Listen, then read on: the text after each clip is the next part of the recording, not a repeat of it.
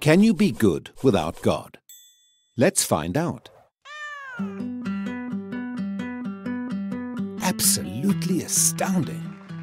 There you have it.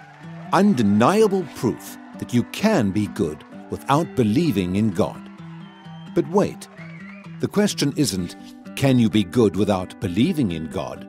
The question is, can you be good without God? See, here's the problem. If there is no God, what basis remains for objective good or bad, right or wrong? If God does not exist, objective moral values do not exist. And here's why. Without some objective reference point, we have no way of saying that something is really up or down. God's nature provides an objective reference point for moral values. It's the standard against which all actions and decisions are measured. But if there's no God, there's no objective reference point. All we're left with is one person's viewpoint, which is no more valid than anyone else's viewpoint. This kind of morality is subjective, not objective. It's like a preference for strawberry ice cream. The preference is in the subject, not the object. So it doesn't apply to other people.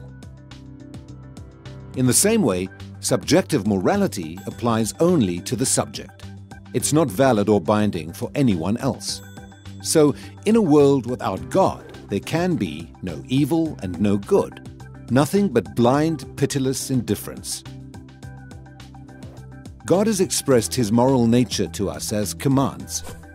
These provide the basis for moral duties. For example, God's essential attribute of love is expressed in His command to love your neighbor as yourself. This command provides a foundation upon which we can affirm the objective goodness of generosity, self-sacrifice, and equality. And we can condemn as objectively evil greed, abuse, and discrimination. This raises a problem. Is something good just because God wills it, or does God will something because it is good? The answer is neither one. Rather, God wills something because He is good. God is the standard of moral values, just as a live musical performance is the standard for a high-fidelity recording. Without your love. The more a recording sounds like the original, the better it is. Likewise, the more closely a moral action conforms to God's nature, the better it is. But if atheism is true, there is no ultimate standard. So there can be no moral obligations or duties. Who or what lays such duties upon us? No one. Remember, for the atheist, humans are just accidents of nature, highly evolved animals. But animals have no moral obligations to one another. When a cat kills a mouse, it hasn't done anything morally wrong. The cat's just being a cat. If God doesn't exist, we should view human behavior in the same way. No action should be considered morally right or wrong. But the problem is, good and bad, right and wrong, do exist. Just as our sense experience convinces us that the physical world is objectively real, our moral experience convinces us that moral values are objectively real. Every time you say, "Hey, that's not fair, that's wrong, that's an injustice," you affirm your belief in the existence of objective morals. We're well aware that child abuse, racial discrimination, and terrorism are wrong for everybody, always.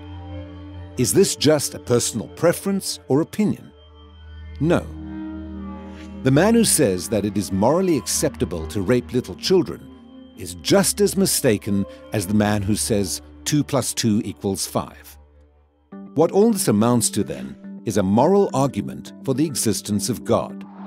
If God does not exist, objective moral values and duties do not exist. But objective moral values and duties do exist. Therefore, God exists. Atheism fails to provide a foundation for the moral reality every one of us experiences every day. In fact, the existence of objective morality points us directly to the existence of God.